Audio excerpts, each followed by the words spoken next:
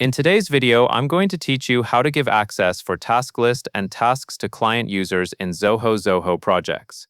To begin, open Zoho Projects and go into the project where you want the client to have access.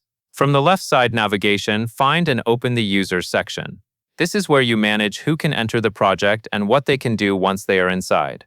On the Users page, look across the top area until you see the controls for adding and managing people. Click through the on-screen options that lead you to the user management area for this project. The goal here is to get to the place where you can invite a new user and assign the correct role, because the role is what determines what they can access, including task lists and tasks. Once you are in the right spot, select Add Users. This opens the form where you will enter the client user details. In the input field, type the client user information requested by Zoho projects, such as the email address or user identifier. Use the correct client contact details for the person you are inviting, and double-check the spelling before you continue, because a small typo can prevent the invitation from being delivered or can create the wrong user record. Next, set the user type. Click the option labeled Employee, and then select Administrator.